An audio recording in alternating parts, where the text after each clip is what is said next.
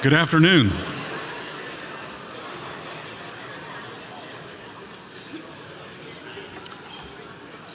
I'd like to encourage you to keep eating and enjoy the meal.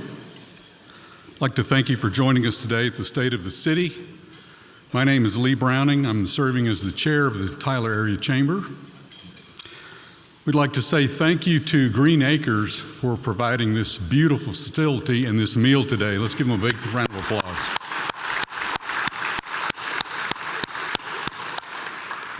Also, our two sponsors, please recognize them. Golub Morgan and Petty and Half and Associates.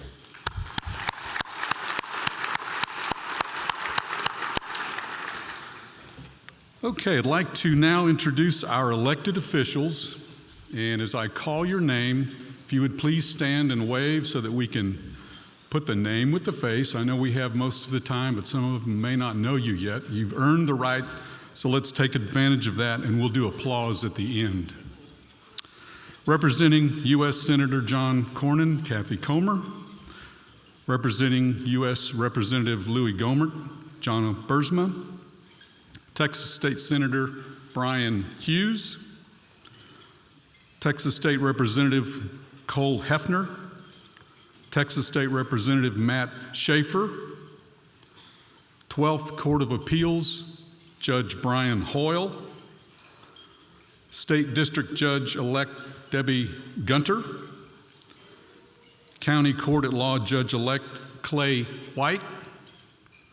City of Tyler, our mayor is going to introduce the team later.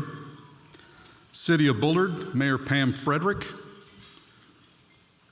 Council Member Lane McDaniel. City of White House, Mayor James Wansley. Smith County Commissioners Neil Franklin, Terry Phillips, Joanne Hampton. Justice of the Peace, Derek Choice. Smith County Tax Assessor Collector and our friend, Gary Barber. Gary, where are you? You have been a trooper. I have abused you for months. Thank you for being an awesome sport. You're a good man. TISD Board, Aaron Martinez, Andy Bergfeld. TJC Board of Trustees, Lonnie Uzel, David Hudson. I'd like to invite to the podium Councilman Broderick McGee for our invocation.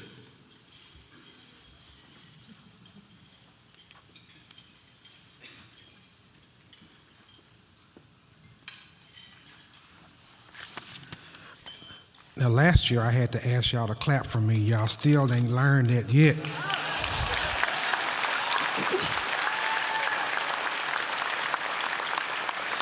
Even though the walk was a little shorter this time, but anyway, thank y'all for coming this morning. Before we begin our corporate prayer, I'm going to ask that we take a moment of silence for the families and the victims in Uvalde, Texas.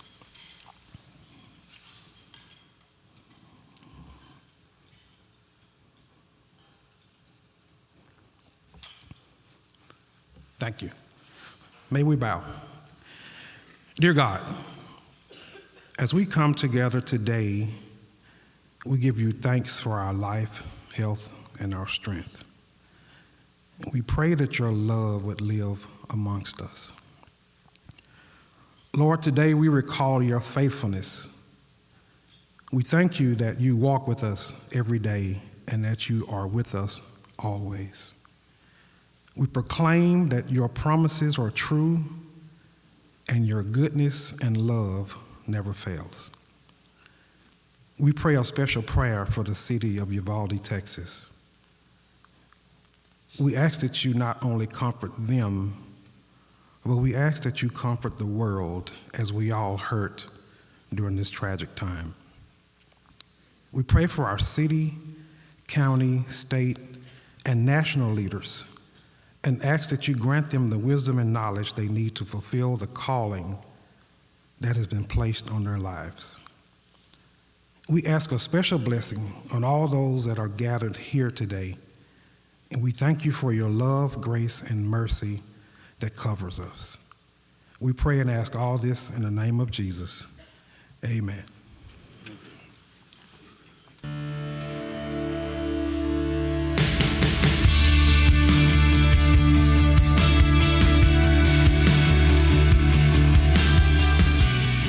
In 1982, Mike Golub, Tony Morgan, and Bob Petty had an idea to start a new firm. And from that, Golub Morgan Petty was born. And with 7 people, they took off to establish what we know today as GMP. Over the years, we have grown from those 7 people to over 100. Our services have expanded from taking care of clients locally to throughout the state of Texas, the Southwest, the U.S., and international clients as well. Part of the vision that our founding partners had was to make a difference with our clients. They wanted to be an advocate for their clients, for their businesses, and their employees.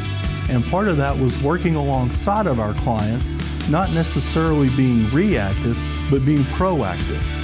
Our services range from tax, audit, and consulting. We service a variety of industries, from the oil and gas, the medical profession, real estate, and an emerging industry that we're getting into is YouTubers and gamers. Part of the success of our staff means that the firm will continue to grow. In that, we recruit locally from the local colleges. We have a diverse staff from many backgrounds and cultures, and we all come together as one team. Our people also serve in the community to give back. As we move to the future, we have great opportunity not only for our clients to be more successful and have opportunities to grow, but we also have those same opportunities for our staff to be able to grow. We're always open to talking to people who may be interested in our services. If you're a graduate or looking for a different environment to work in, we're always looking to hire because we seek out the best people and the best clients. At GMP, we understand that when our clients are successful, our people are successful, then the firm can be successful. If you would like more information, feel free to check us out on our website, gmpcpa.com, or give us a phone call at 903-534-0088.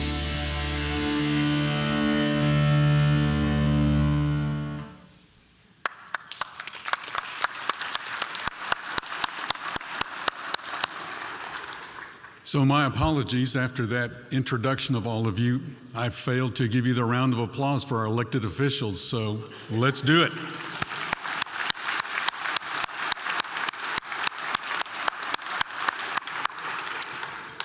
This time it's my pleasure to ask Smitty Root, Executive Director, Leadership Tyler, to come to the podium.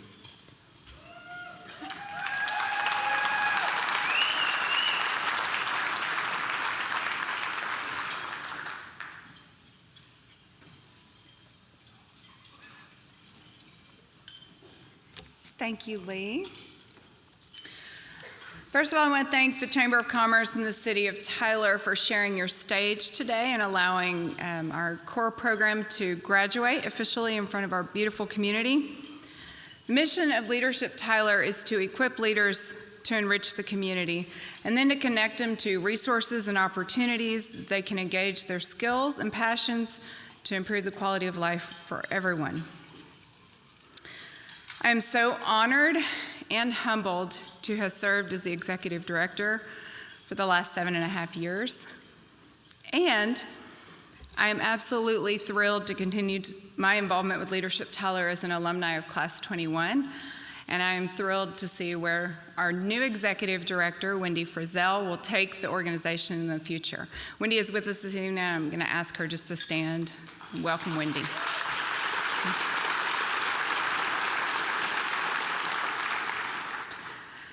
I want to thank a few people for the experience of Class 35 this year, and then I would love to introduce them to you. On behalf of Leadership Tyler Class 35, I would like to extend our sincere appreciation to all of our supporters and sponsors. There's some cards scattered around.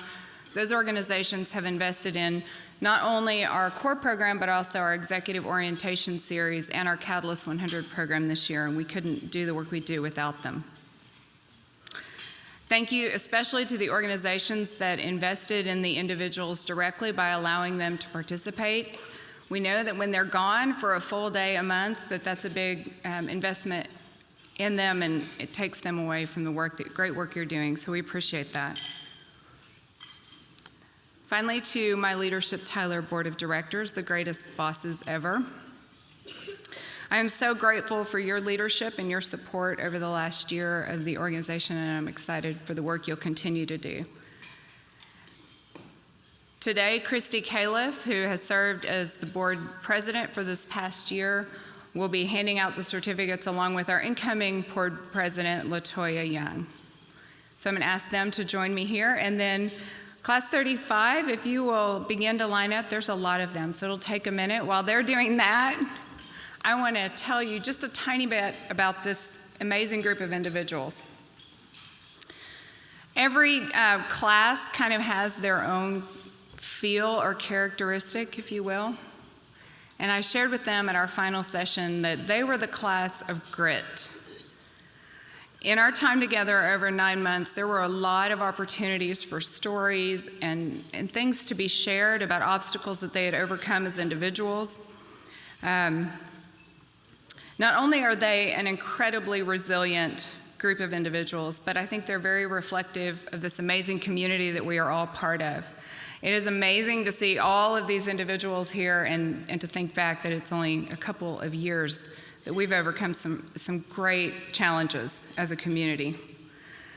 So, Class 35, I am personally challenging you to make your participation in the core program only a stepping stone to the impact that you will continue to have in this community, and that you will join the rest of our community in continuing to make it the best community in Texas, and the country, actually. If you'll hold your applause until the end as I introduce them. Neil Anthony, Legacy Mortgage Group. Terrence Ates, Net Health. Josh Barton, Half Associates. Candace Brown, Tyler Neurosurgical Associates. Dr. Michelle Crum, the University of Texas Health Science Center at Tyler.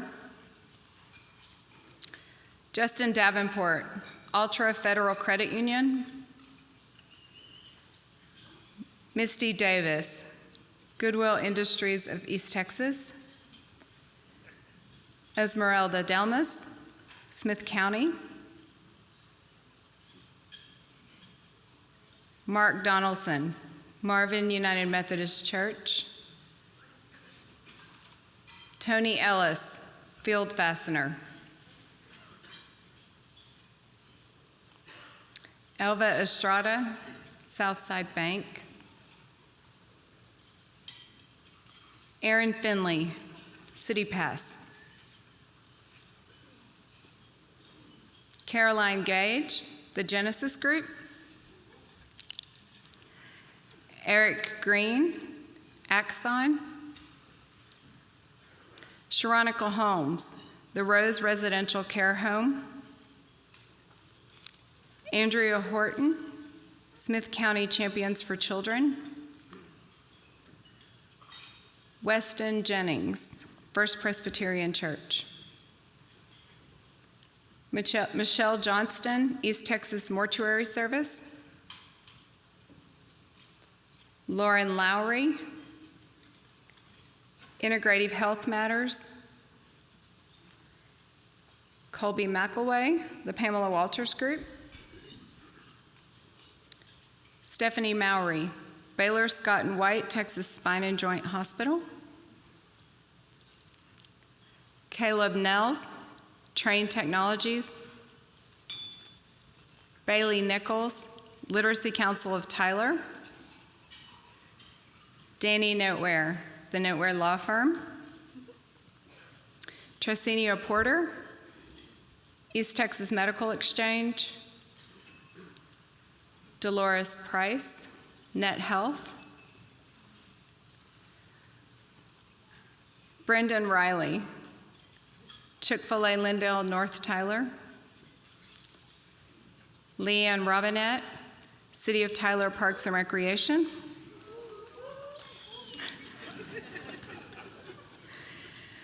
Elizabeth Shelton, Christus Trinity Mother Francis Health System. Hannah Sillers, Bossa Nova Strategies. Christy Sowell, The Fostering Collective. David T. Buskirk, New Creation Foundation. Ashley Wilson, Southside Bank. And Billy Yates, the City of Tyler Police Department.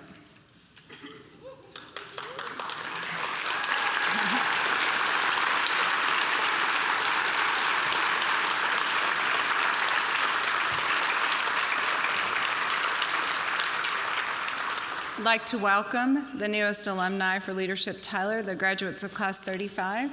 I would like to personally invite you all to join me back here on September 27th, where we can all meet together, the new members of Class 36. Thank you very much.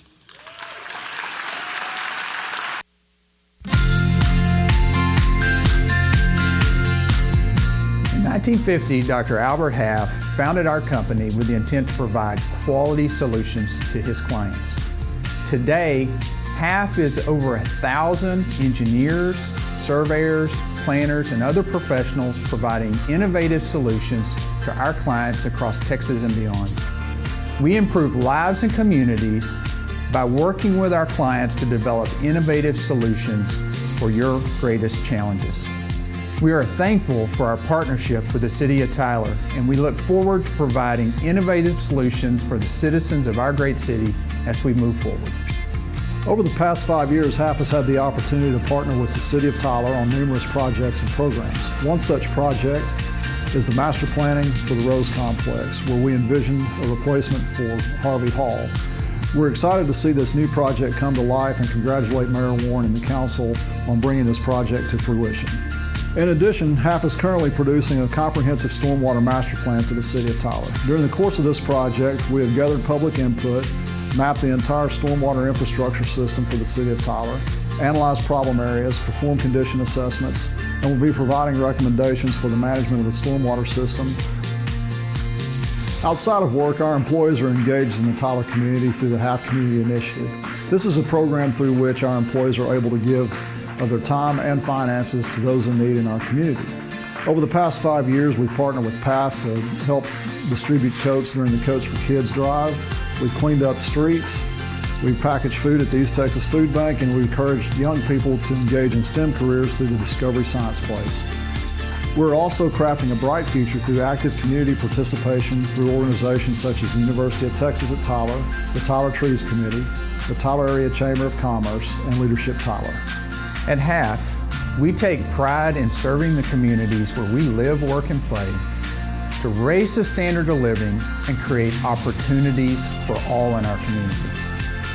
We congratulate Mayor Warren and the council on your commitment to our critical infrastructure needs, and we thank you for your service to our great City of Tyler.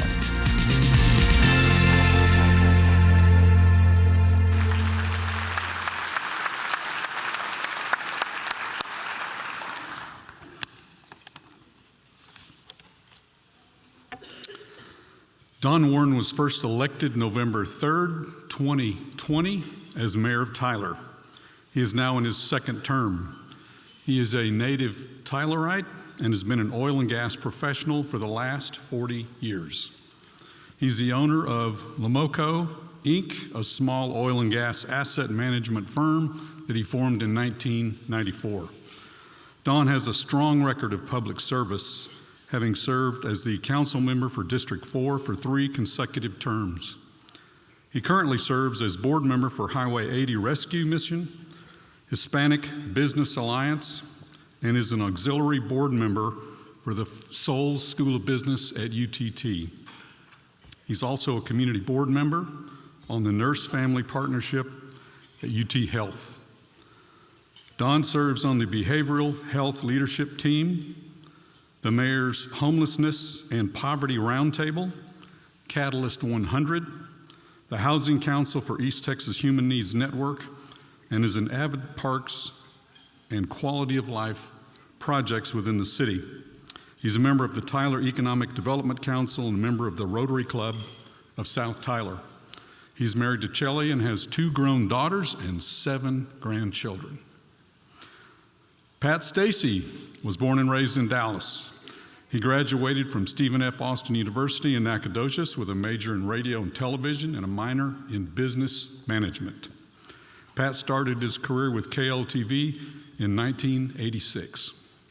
He's held numerous positions in operations, promotions, research, and advertising sales.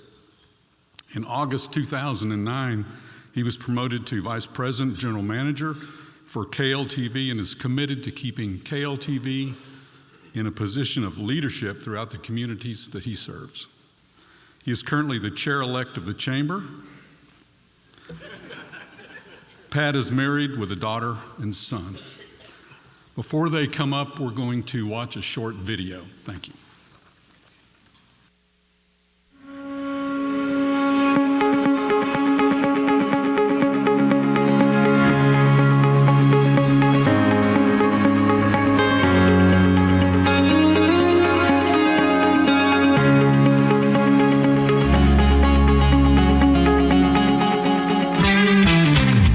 Fire Department created a fire academy for the first time in over 2 decades back here. Instead of using other academies around the area, we now have our own academy that we can send recruits to. After the recruits complete about 14 weeks of the fire portion of the academy, they then are put into the EMS portion of the academy, and that's about a 10-week process. One of the things that's unique about our fire academy is that they are learning on an actual fire department truck.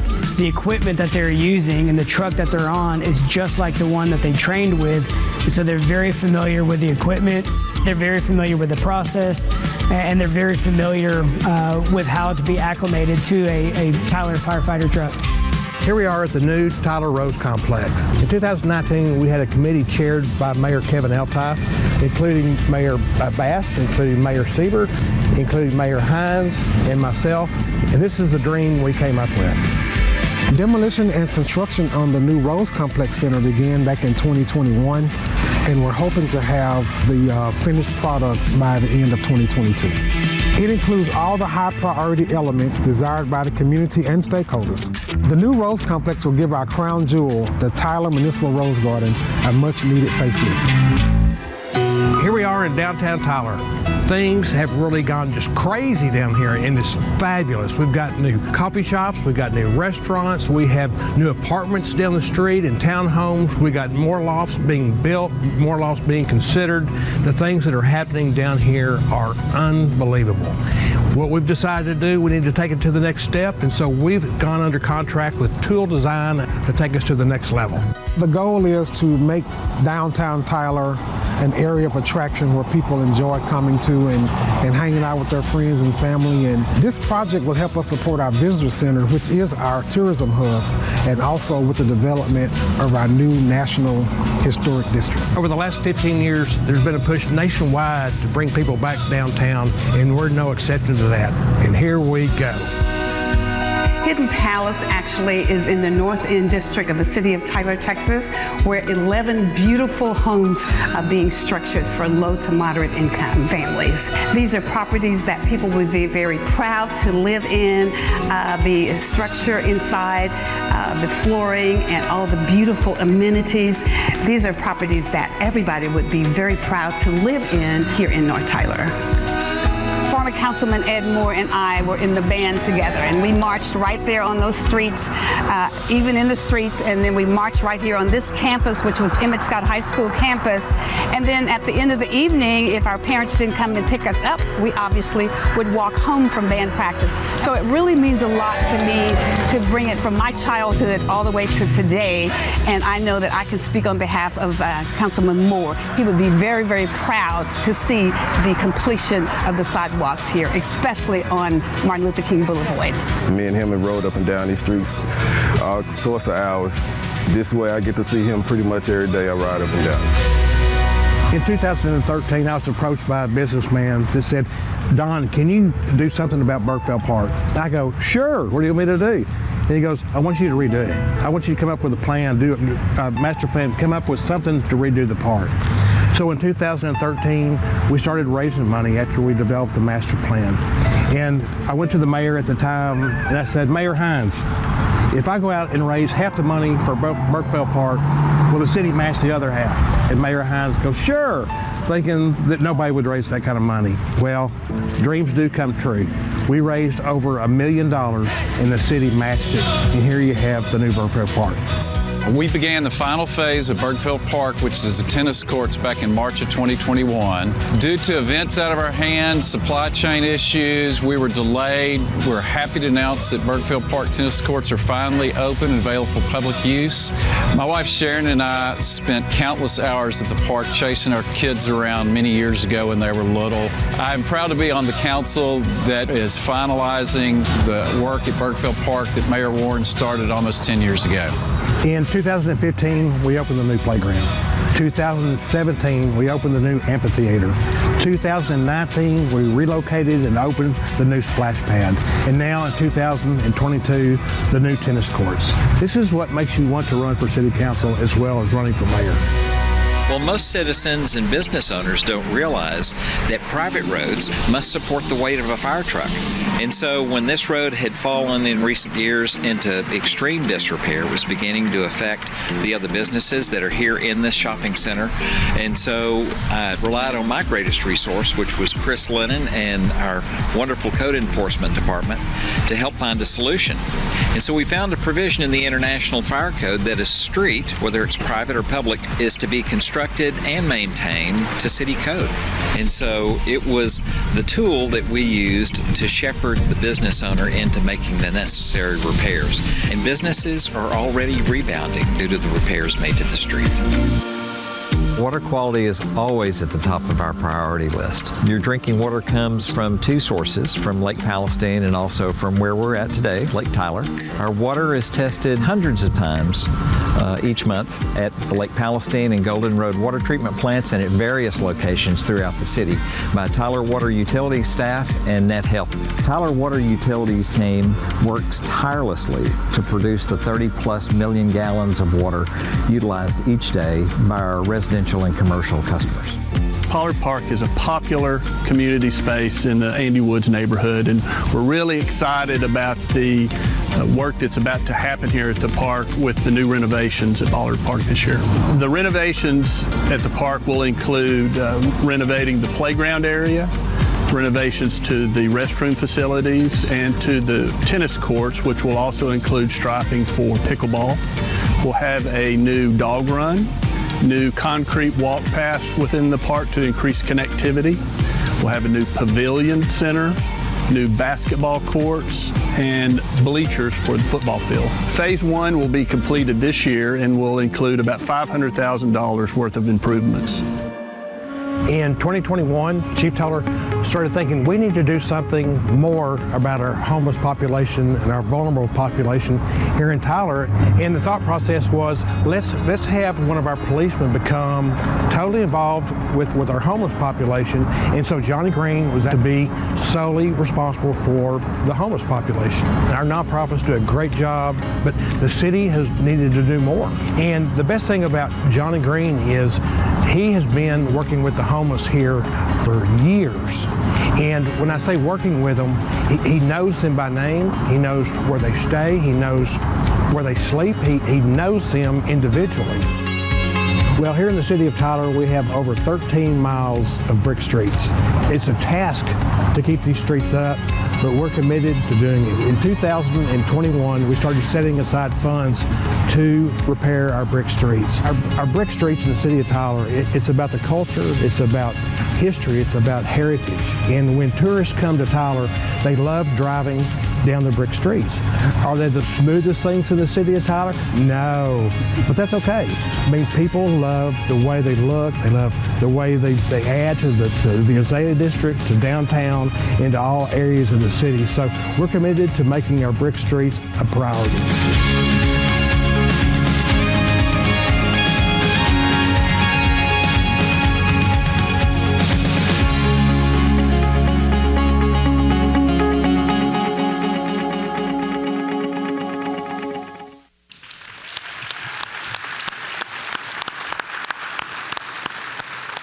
Exciting stuff. There's a lot happening in Tyler. There is a lot happening, and that video was a blast to prepare.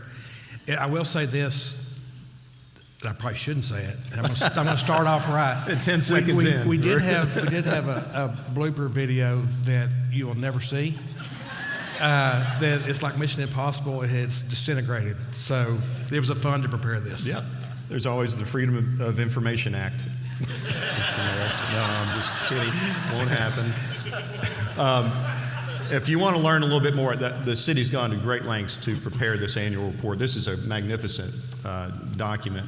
If you ever want to know, if you get questioned on why Tyler, this is a great resource to have. So they're available. If you haven't picked one up, they're available when you exit. So great stuff. So it's been a year. It's been a great year. We have a fabulous council. We have chemistry, not always great, but we have chemistry. And that's a starting point. But I do want to recognize our council, if I may, and stand up, wave, and then once again we'll applaud when we get done. And I want to recognize a couple other people as well. But first, for District 1, Councilman Stuart Haney. You got one friend out there. District 2, Councilman Broderick McGee. District 4, Councilman Mayor Pro Tem James Wynn. District 5, Councilman Bob Westbrook.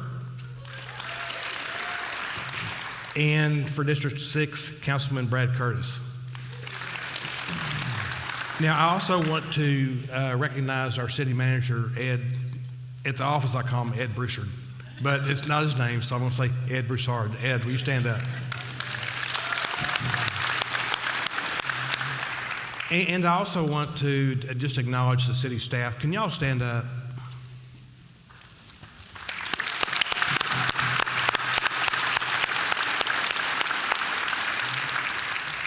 You know, if it wasn't for the city staff, the council would be able to do nothing. So I tip my hat off to all of them and for what you do and for making us look good. You do a great job. And I've also got to recognize, I recognized this group last year, and I was a little bit sorry I did, but I'm going to go ahead and do it again. My coffee group, y'all got to stand up and wave, just wave everybody. Y'all stand up.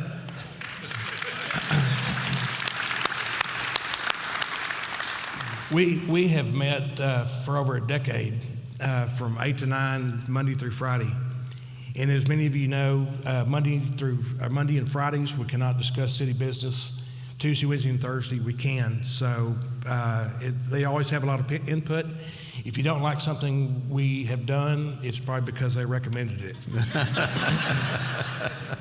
And I'm going to save the best for last. My wife, Shelley, just wave. Yeah.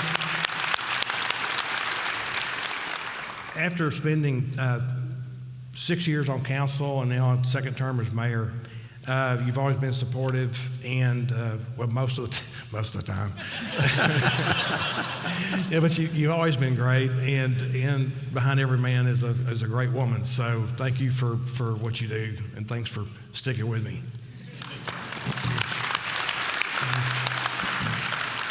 She stands behind you, cuts your hair regularly too, right? And that she should be does, dangerous for you. As a matter of fact, in the storm we had, 3 weeks ago, Mark Skirdo's on TV talking about, get cover, the storm's down the street. Well, Shelley's cutting my hair. And we're having a glass of wine, and we're just relaxed. And Mark says, well, it's getting really close. It's at Earl Campbell Parkway. And Shelley goes, I've got to finish your haircut. So she continues to cut my hair. And before you know it, the storm has passed. And I'm just fortunate I don't have a pair of scissors stuck through my neck, but yeah. we did make it through the storm. Well, you had an opportunity for an out there if the chance. Well, you mentioned the staff, the team that is surrounding you and the council. You guys are unpaid. The staff obviously is paid. A lot of people think the mayor's role is kind of ceremonial. Is that How do you position that? Well, people do. No, not everybody. My brother, for one, thinks it's ceremony. He thinks all we do is proclamations and cut ribbons and hug babies and all that. And it's really not. I mean, sitting up in front of 600 people speaking is hardly ceremonial. I love doing it, but even having a city council meeting, and I never really realized what it took to run a council meeting. And you're up there, and you've got to be so focused and have clarity, and it's not a time to be thinking about tee times on the golf course. And what you really do, you become a quarterback and a referee and a cheerleader all at the same time. But you don't have time to you can't lose it. And but it's always turned out well. The ones that are hardest are the ones that are 3 hours long, and you've got something that's a contentious item, and just to stay focused. Now, I will say this: a year and a half ago, I started taking Prevagen, and I promise you, it works. Okay. That's great. And I will say this: the other thing that makes you realize that it's not ceremonial is, we spend a lot of time talking about vision for the future and where's the city going, and that's not something that has nothing to do with ribbon cutting or proclamations. It's something that takes a lot of effort, and it's just part of the vision for the future.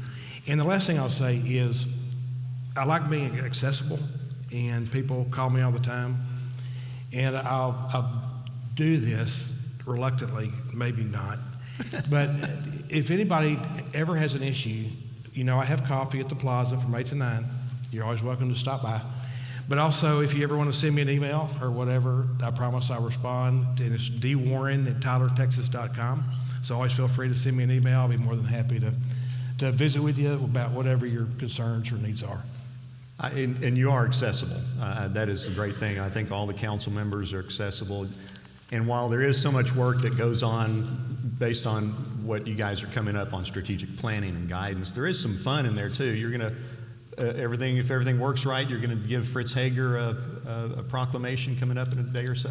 Well, actually, we're going to do it tomorrow night. He's going to be at True Vines at 8 o'clock, and so we'll read I'm going to do a proclamation on behalf of the city, and Neil Franklin will be doing a resolution for the county. And proclamations and resolutions are very exciting, and the city manager worked on this one and had it 1.5 pages long, which has now been edited down to 3/4 of a page. But the whole Fritz Hager thing has been a fun exercise. And about 10 days ago, when Fritz was in the top 5 and about to make it, we thought, to the top 3, we met with a group of people here in Tyler, musicians, lighting people, sound people, and we were on the Zoom call with the people from American Idol. And the plan was, how do we do this homecoming parade for Fritz 3? And in the course of just a few hours, we had come up with this plan for a parade down Broadway, a big function and concert at Burkeville Park, and it all came together. And I went back to the office and got on the phone, and within an hour had raised enough money to cover all the cost. I mean, the city's not going to pay for it. American Idol wasn't going to pay for it. But that's just how much the city's been behind Fritz. And, it's been fun to watch. Yeah. I think tomorrow morning he's going to be on Kelly and Regis. Is that what you call it? Kelly and Ryan. Oh, Kelly and Ryan. It's 9 a.m. Monday through Friday. Is that on ABC? Yeah. Okay. Sorry. Yeah. We're going to put a TV guide on the back of this for next year, by the way. Yeah, I'm usually working at that time. I'm not at home watching TV. It's your coffee hour. Sorry. But Fritz 3 has been great for the city, and I know he's not here, and I know Junior's not here, but I want to give it up for Fritz 3. Yeah.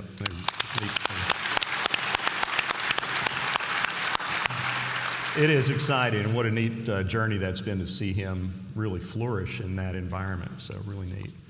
Okay, well, I can't believe it. So you're on your second term already, which is amazing. Martin Hines wouldn't give up the keys an extra few months. No, he was anxious to get out and give them to you, but COVID interrupted that. But this is the first term for you as mayor, first term for Stuart and James and Brad as councilmen. What have you learned? Well, the most important thing is relationships, and I use that word a lot. But with these three, you know, I've known them for years, but not in this environment. So, you know, it's getting just to know each other and getting to trust each other, joking with one another, mostly in fun. But it really is getting to know each other. And it's like I mentioned before, it's about chemistry, and the chemistry works, and we don't always vote the same, which is fine. It's okay if they're wrong. No, just kidding, guys. But no, it's just fun to get to know them and work with them. Yeah. All right, so some nuts and bolts. We went through the census and the redistricting exercise. Any surprises as we've gone through that? I would say it was a big surprise. I don't think everyone was counted. Mm-hmm. I think our population's at 106,000, and I really thought it would be closer to 115,000. You know, the city receives state and federal funding based on numbers, and so you hate that the numbers were low, but it is what it is, and so we'll deal with it. You know, as far as redistricting, we did have to make some changes. South Tyler, as you all know, grows, and the purpose of redistricting is having a balanced districts and having them relatively the same size within 10%. So we changed up District 3, District 4, and a few others to make them more similar in size. And when we started this process, we thought it was going to be a little adversarial, and we had some groups that we thought were going to be challenging. And what I realized was we had so many public meetings and so many times and that people had the opportunity to voice their opinion, that it was extremely transparent. And that's really that's all people wanted, was transparency and the ability to speak and speak what's on their mind. And so we changed the districts, we did the redistricting, and it was a lot less eventful than I thought it was going to be. Yep, it is a process, though. Mm-hmm. So Tyler, obviously growing, excited to see the growth in the city proper and county and all that. Why are people moving here? What are you guys learning? Well, it's a sense of community. Tyler's a fun place to live. It's got a great quality of life. You know, our economy's strong. We have lean government. We have, as everybody knows, we got low property tax, and that causes a lot of people to move here. We added 8,800 jobs between December of 2020 and December of 2021, which is 8.3% job growth, which is pretty fantastic. And the city of Tyler was first in job growth among the top 10 metro areas. So, you know, the city of Tyler is booming. You know, prior to COVID, unemployment was 3.1. Now we're at 3.5. This time last year we were at 5.6. So, you know, we're growing, we're expanding. And one other thing that's fun about what's going on in the city of Tyler, and I mentioned this last year, and I hope I didn't mention their name. I think I may have. But we do have, this year we've got competition in the broadband sector. Yeah, anybody that's like a good that? thing. and you know, competition's good, and I think some of the competitors have already got customers online, and so it's just good to see what's going on with broadband inside the city limits. I realize that we need it rurally and so forth, but there's big things happening in the broadband sector. So there's a lot going on. Yep. So people are coming here. It is great to see the Ed and his team love the additional revenue coming in from some of the taxes and everything. But how does that puts a strain on the city? How does the city deal with that rapid growing need with infrastructure? Well, it's kind of like the story of the rabbit and the hare, and you know who won the story, and it wasn't the rabbit. And so it's slow and constant growth. And that was the rabbit and the turtle. Right? Rabbit, yeah. Yeah. But the turtle won. Yeah, the turtle won. They're grabbing the hair. He's trying. Okay, you sound like Mike Patterson. But seriously, we've got a lot going on. We're spending $250 million on our wastewater system over 10 years, and we're halfway there. But that's a lot of money. We spend $5 million a year on streets, and I just got some of these numbers. $2 million a year replacing our water lines, 9.6 over the last 5 years on our water plants, $5 million over the last 5 years on our wastewater plants. So we're making huge investments into our infrastructure. And as the video showed, Half Associates is working on a drainage plan or drainage study. And the thing that happens with all this growth is you got all this concrete, and water doesn't soak into concrete. And so what you end up with are all these drainage issues all over town. And they identified 22 erosion projects that are going to cost $7 million to fix, 36 capital improvement projects for just drainage problems, which is another $8 million. So what we'll do is we're going to take the top 10 erosion problems, the top 10 drainage problems, add them to the capital improvement list, and find the funding and start working on them. So there definitely are challenges with that. Yep. And we've got, when we have a stormwater master plan, that tells you, again, huge need to have a water plan, a strategy. It's a huge need. And then traffic on infrastructure, other challenges there. Traffic is always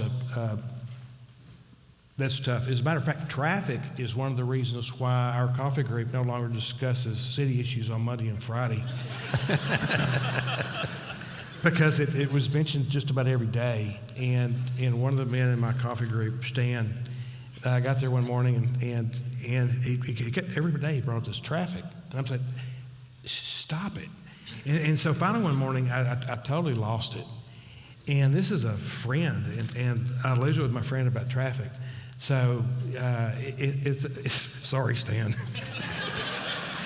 but it is a problem, and we're adding all this new software. We're adding cellular technology at 127 different spots around the town.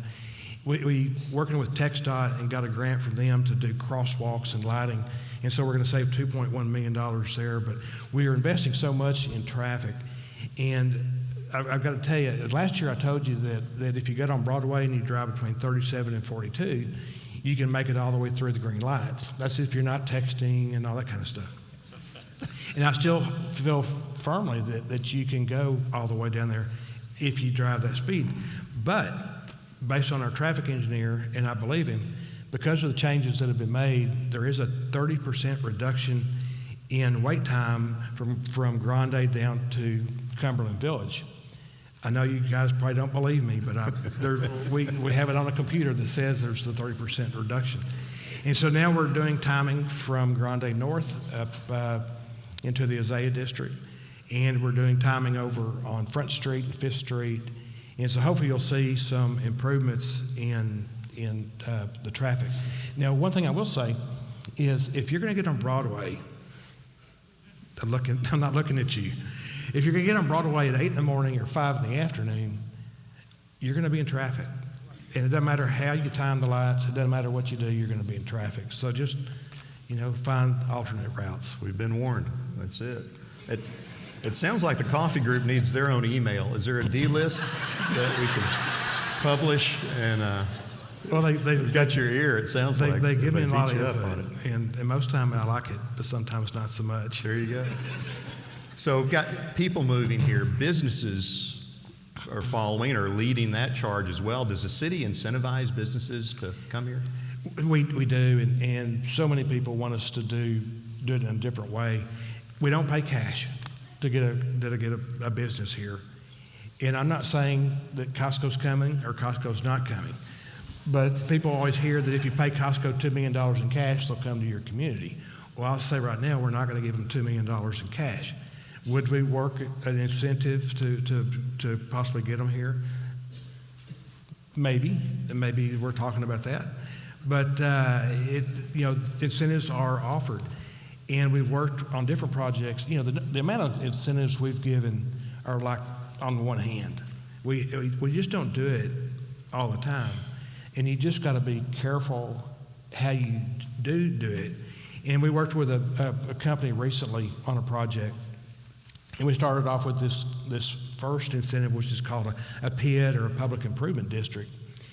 And we really thought it would help pay for the infrastructure. And then this company said, well, we need a TERS on top of the PID, which is a tax increment refinancing zone. And so they're stacking these incentives on top of each other.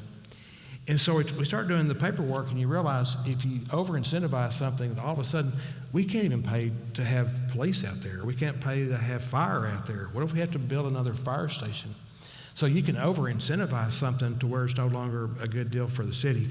So we are very careful. We realize it's a very good tool, and we've got companies IT companies, data companies. We've got new people that are coming to town that have an interest in Tyler that we do talk to them about incentives, but we're careful. Yeah, that's smart stewardship on that. So again, on the growth, housing has become a national problem as far as home inventory, worker availability, again, a challenge. What does this look like from the city's level? Well, Gary Barber is here, right? And these numbers we didn't come up with these numbers, but the average home value rose from $218,000 in 2021 to $260,000 in 2022, which is a huge jump. And we have a huge migration from other states that are coming to Tyler, which challenges so much. You know, the new medical school, it's going to create new growth, and we're going to talk about that a little more later, but it's going to cause some growth. People that are building new houses, you got inflation, you've got supply issues that we're dealing with, annexation, which is a challenge as well. You know, now we can't just go and annex property adjacent to our city limits. Unless it's just totally voluntary, and we can do that. But if we try to bring in a neighborhood or bring in a commercial area, I mean, we have to actually have an election. So, you know, that puts a strain on growing your city just because you can only go so much. So, you know, there's those challenges. As far as people, you know, help, you know, people that work for us, you know, the people that are working for the city, we're competing with the private sector. And so we have to continually do things to make them want to come to Tyler. And if you're living in Mineola and you're coming to Tyler, and you could take a left and go to Longview, or take a right and go to Tyler, we got to make sure that the pay for staff and so forth is something that makes them want to take a right turn and come to Tyler. Yep. And there's really a concerted effort with the city on housing, though, to make sure that you're doing what we can as a municipality to create some inventory. Well, it is a challenge, and as you know, all you realtors out there, you know, we have a housing shortage, and once again, it's hard to, if you can't annex property, where are you going to build? And a lot of that is infill building. And we have builders that have found a niche, and they go in, they find 5 acres or 20 acres and build streets, and they come in, and, you know, one company I'm thinking about, they're building 1,500 square foot houses, and they're finding their niche, but there's only so much property inside the city limits. And as I mentioned before, with inflation and supply issues, that's causing some difficulty in building houses. We've got the Hidden Palace project that was shown on the video up by Fire Station number 1, and it's 11 homes that are affordable, and they're for low and middle income people. And these houses were built with federal money, but you know, North Tyler, there's areas in North Tyler and areas in East Tyler that are little gems. They're great areas, and we're going to see more building up in those areas. Yep. All right, you touched on this just briefly. 4 or 5% unemployment. That workforce search is a challenge. What's the city doing to attract and retain that quality workforce? Well, I mentioned some of that already, but the number one thing for me is And for this, I don't even need notes. You know, for me, it's morale for people to want to come to work. And how do you make them want to come to work? And it's working. And it's back to the chemistry of your employees and making them want to take that right turn versus the left turn to come here. And, you know, just one example of when you talk about morale and retaining people with the city is we have this program. And at first I thought, this is the silliest thing I've ever heard. It's bring your baby to work. And you think, bring your baby to work? It works. You know, what they do is you know, you have this new baby and you take your baby to work and you talk your coworkers into holding the baby for you. And if you got a great coworker, they end up changing the diaper for you. But seriously, it makes the employees get along well together, and it just brings people closer together. And part of this program is after they've been in there for so long, you get a certificate, you graduate, and you graduate from this program, and you actually get a onesie from the City of Tyler that has a City of Tyler logo on there. So I know that sounds silly, but really, I think what we do to try to keep our employees is working. And you know, and the thing about it is, I hug everyone. I'm a hugger, and when I see these employees, I hug them. I love them. I mean, they're like family, and that's what we need to have and keep. Yep. No, great staff. Was the onesie idea from the coffee group at all? No. Oh, y'all don't own that one. Okay. All right. So we came through COVID. A lot of entities, municipalities received ARPA money. What's the city done with it, doing with it? What are the plans? Well, we have received part of it, or we'll see the rest of it soon, but we'll receive a total of $20.2 million. And what are we going to do with it? There are specific things that we have to do with it. It's not just free range. And we're working on this list, and we have ideas. You know, we talk about the downtown project, which we'll talk about more later. We talk about the John Soules water line out to John Soules, and maybe using some of that for John Soules. But that's another one of those incentives. I mean, he built a new plant in Alabama, and if he wants to expand here in Tyler, he needs to have sufficient water supply. So we're looking at different things to do with the ARPA money that benefits the city, but is also a game changer and something that's like a new deal that people say, wow, that's in Tyler, Texas, but we're going to use some of that money to make something wow. That's it. And we want to be respectful of everybody's time. I want to kind of keep moving on everything. Oh, by the way, on your thing, it says that this goes from 11:30 to 1:30. That's not going to happen. So if you're thinking that it's going to be shorter, right? Yeah, if you think I'm going to be up here for another, we have a clock up here this year too, by the way. We're going to be done in time for, I don't know what shit comes on at 1 o'clock on ABC. You're asking me that? It's ABC though, so okay. Less than a fan sometimes of our network. Anyway, so it's not The View. I know I get emails from 10 to 11 on that. We have 12 minutes. Yeah. We have 12 minutes, and I got 10 more pages. It's Good Morning America 3 for that hour. Thank you, whoever was in my ear. No, so we're going through COVID, supply chain stuff. The war between Russia and Ukraine, we've got a unique relationship there with Ukraine and our sister cities. What's the city's interface? Well, on March 16th, Mickey Slump asked me to get involved with raising funds for the city of Elena Gora. And so we said, sure. So we had this Zoom call with Mayor Wozniak over there, and the discussion, even though they're all the way on the other side of the world, the discussion was such that they needed our help. They had, at the time, 2,000 refugees that had come in, and they were trying to figure out what to do with everyone. And I don't think it was the amount of money as much as the gesture. And we've been a sister city with Atlanta Agora for 30 years.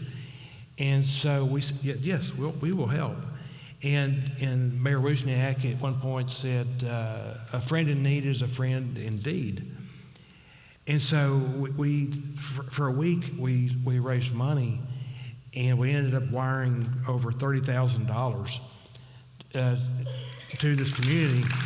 That's right. And some of the contributions were $2.50, and some were large. But it was still, it was an expression from the people of the city of Tyler that we want to help not only people in our own community, but people that live across the world. And Mayor Wozniak recently sent a video of thanks, saying that, you know, all of our citizens are not going to be able to come to Tyler to tell you thank you, but we, as the mayor, wanted to say thank you to all the citizens of Tyler for what you've done. So it was a neat deal. Very meaningful. And kind of dovetailing along, the city budget, the city theme for this year was called to serve and protect. How is that budget document translated to action by the city? Well, the city of Tyler's logo is called to serve, and it's true, and especially in our police and fire department. And we want to make sure they have what they need. And some of these, whether you're police or fire, you may wonder, why would you want to be a policeman? You know, why would you want to subject yourself to not being trusted by some citizens? Why would you want to be someone videotaping you when you're doing a traffic stop, just see if you do anything right or wrong? I mean, it's about transparency. But the reason why our policemen and firemen do what they do is I really do believe it's a calling. And recently, actually since 1995, the Tyler PD has been part of the CALEA accreditation process. And we went down to Orlando several months ago to be reaccredited. And only the top 4% of all police departments in the nation are a part of this process, and the city of Tyler is in the top 4%. And so to go down to Orlando and speak to the committee about PD and what they do and policies and procedures to follow to make sure we've got the best police force in the state and in the country, that's just, it's so big. And to watch those committee members vote individually and vote for the city of Tyler to be reaccredited is a big deal. That's neat. There's still some challenges facing our fire and police departments. What are some of those? Well, we continue to work to have more people come to the academy. We have more women and Hispanics, but we're still lacking in the African American population. 8% of people on our force are African American, and we really need 23% African American to really represent the community. So we're not getting them to the academies, but that's one of the challenges that we have. You know, another challenge is mental health. You know, when you're a policeman or a fireman and you deal with what you deal with, it affects your head. And we had something happened recently where at the Tyson House, where it was on fire, and you got our fire department in there, and here it is, it's pitch black, and everybody's got these masks on, and they're trying to put out this fire, and all of a sudden you have 3 firemen that fall through a hole in the floor and go down however many feet and land in water, and you've had all these people that have been staying in this abandoned building. You know, who knows what's in the water, but these guys go underwater. And thank God they had their mask on and had the air going. But when you have to deal with that on a daily basis, you know, when you got a lady that is murdered in her apartment on South Broadway, and fortunately that guy turned himself in this morning, but when you walk in that room and you see this victim that gruesomely has been murdered, this stuff gets in your head. And so we stand behind our police and fire any way we can, but we really want to be behind them regarding mental health.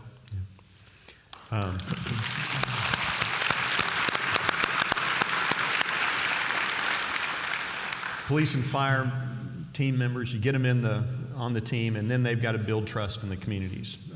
What do they do? What's some of that outreach? Well, it's about accountability, and what we do in the city, it's fun. We do these church and community events where we go to different churches throughout the city, and the police are there, the firemen are there, and the community shows up, and we have a free lunch, and people walk around and mingle, but ask questions to our police officers and firemen, and this is what we need, this is what we want, and there's communication. We have National Night Out where there's actually over 100 parties throughout the entire city, and we all go to these parties, and people are cooking in their backyards. If there's anybody here from Net Health, sorry, but I'm sure nobody has permits. But everybody cooks in their backyards, and it's a time for people to come together. And you know, coffee with a cop. You got the fire station, the firemen that give tours on their fire trucks. So there's all kinds of things we do in the community to create interaction that's just fun and for everybody just to get to know each other. Yep.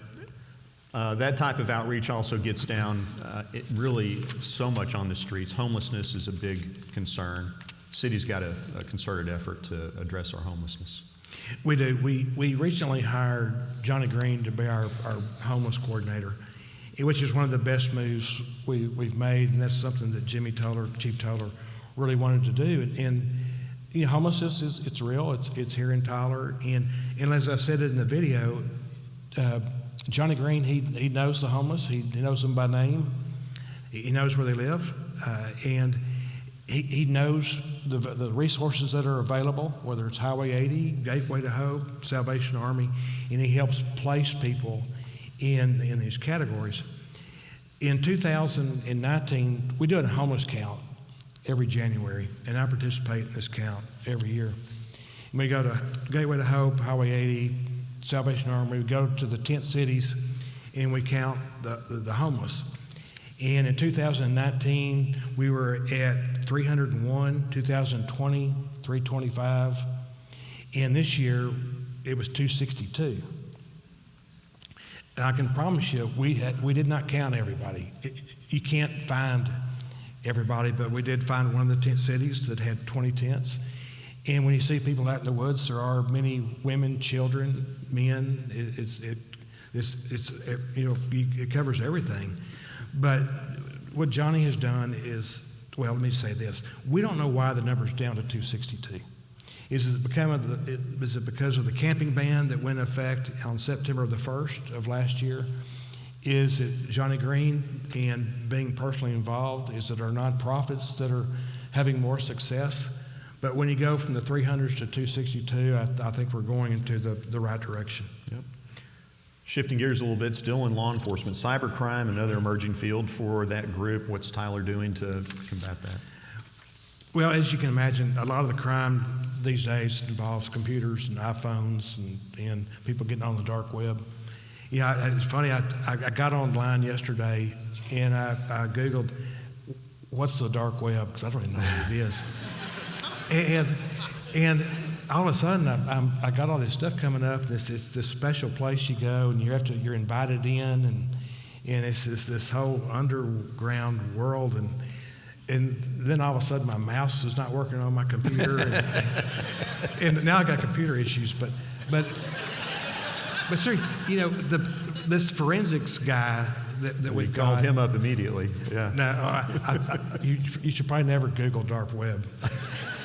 But in reality, the new officer, this is what he's going to do. He's going to be researching people's phones and tablets and computers, and that's where a lot of crime takes place, whether it's sex trafficking, child pornography, what have you. And if you think that if a policeman gets your phone, he doesn't know your four number code to get in your phone, he can get in your phone. So be careful where you go. That's it. So. All right, so a lot of ground covered in the video, but let's shift to look forward a little bit. What's teed up? What's going to be completed? What's being started in the next few months? Well, this is the best part. I've got 1 minute. We're going to run long, okay? 10 minutes, we'll be done. This is what I call the east-west corridor. And I'm going to start with the Rose Complex. You know, $28 million facility, 42,000 square feet. You put that with the Mayfair and the Rose Garden, will be at 60,000 square feet of meeting space. It's a gym. And we toured it Monday, and it's coming together. And we're going to have conferences and conventions from people all over the country at this new space. One of the things that's funny is when we approved this about a year ago, and I don't know what this was not strategic, but our timing on this has been perfect. We got a good interest rate. We've come up with a real creative way to fund the project. The supply issued. Yesterday we approved ordering tables and chairs, and we ordered things early to make sure they're here on time for the opening. But everything is just it's gone very well, and so we're excited about opening in November or so. We were shooting for October, but it may be a little bit later. But it really is going to plan. The other thing that's mentioned in the video is downtown in hiring Tool Design. They came in from Orlando and talked to a lot of people in the community and got input, and people don't like change, and this plan is going to freak some people out. And part of it is narrowing down some of the streets downtown, widening the sidewalks, creating more seating space for restaurants. It's going to be about having more trees, connectivity, benches, lighting, having a safer atmosphere, connecting, where all the apartments are going to be down by City Hall to downtown. And what's going to take place is huge. Would I like to have some of that ARPA money spent on downtown? You bet I would. But we're going to get some pushback, and it's usually going to be pushback from people that got white hair, like Mike. But it's going to be something that we work through, but it's going to be great. The last thing and when I talk about this east-west corridor, I really do mean it. And the other thing is the new medical school and Dr. Willis and everything that's going on with that. The construction is going to start fairly soon, take 3 years or so to get it done. I hear there's speculation on the location. I'm not going to say for sure where it's going to be because I don't think it's been approved by the Board of Regents. If I was a betting man, I'd probably say it's going to be on Beckham and Lake, but I don't know for sure. Did I say that right? But the thing that's so fun, the first class will consist of 40 students, and they're going to get a free ride for their 4 years, and that's in part because of the Fair Foundation and for the money that they gave. And it'll pay for their tuition, admission, and fees. And the goal of Dr. Willis is for these people to go through this program, and once they get through, is to stay in this area and to stay in this community and become doctors here in the city of Tyler or somewhere close. So I'm extremely excited about the project, and because of the way that Dr. Wilson is trying to set this up, these future doctors may be able to get through with this program with zero or low debt load versus having $500,000 in debt. And because of that whole scenario, it opens up the possibilities of what kind of doctor they can become. If you got to pay for $500,000 in debt load, you need to be a brain surgeon so you can pay it back. Well, if you don't have that debt load, then maybe you can be a pediatrician or something where you make a different amount of money, because you need more doctors, you need a different level of care. So, I'm going to do this, Dr. Willis, see whether you like it or not. Will you stand up so we can give you a hand?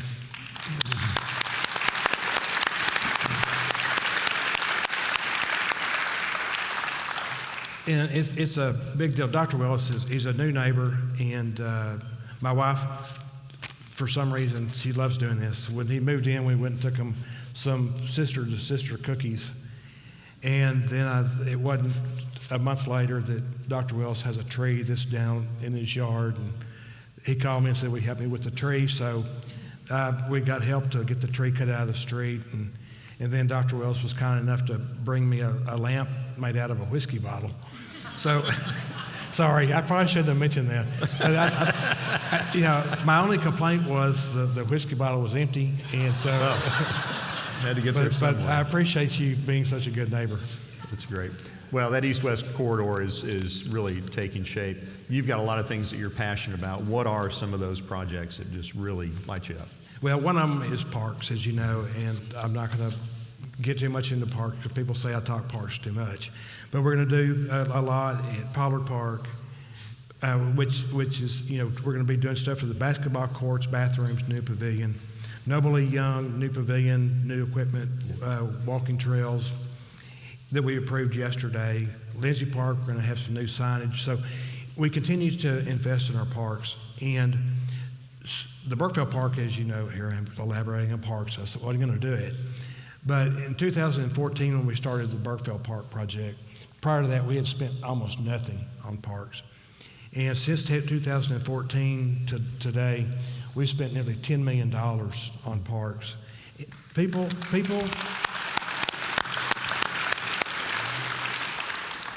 during COVID, what did they use?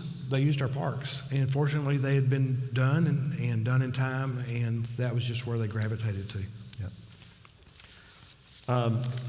Yep. So parks, huge point for you. At this point, if you had to identify what you see this council's legacy will be, well, what would you say? We've had this book we've worked on since 2007. This has been around, Tyler First.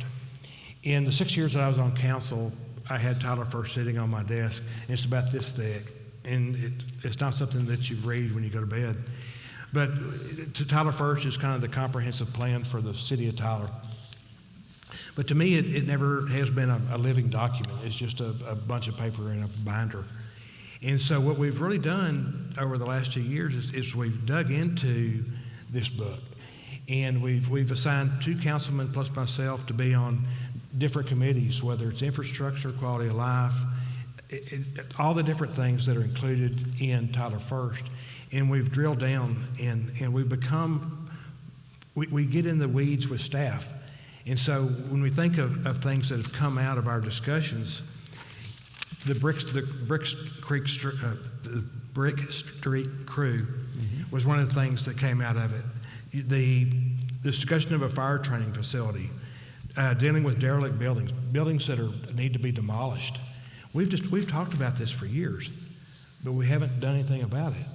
But because these committees have drilled down and gotten into it, we've now condemned the Tyson House building that I used as an example a minute ago with our firemen.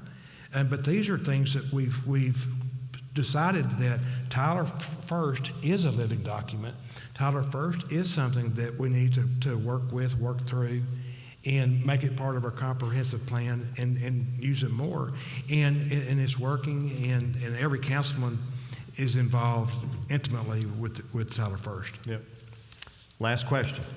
How will the Tyler of tomorrow be different from what we see today?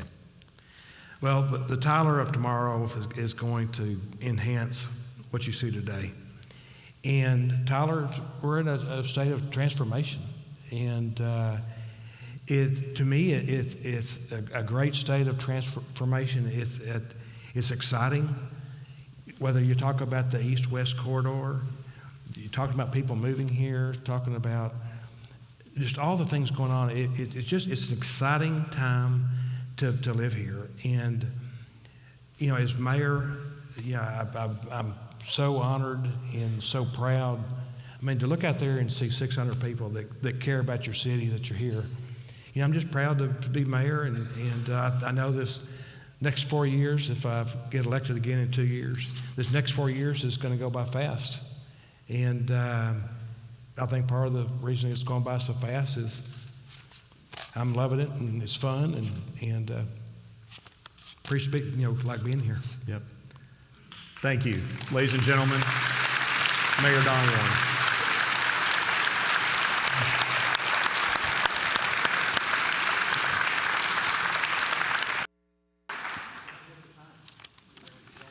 Yeah, we've already cut us off. It's 1:10. We nailed it.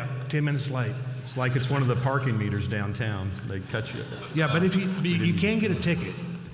I got a ticket downtown. So if I can get a ticket downtown, anybody can get a ticket downtown. As a matter of fact, okay. Once I did get the ticket, I went up to the guy that gave me the ticket, and I said to him, it wasn't Adam. What's the guy's name? Ryan? I went up to him and said, you just gave the mayor a freaking ticket.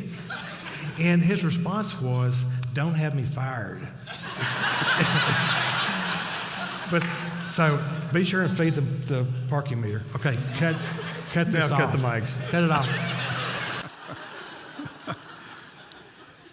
Would we all agree this is a great way to get some really good information?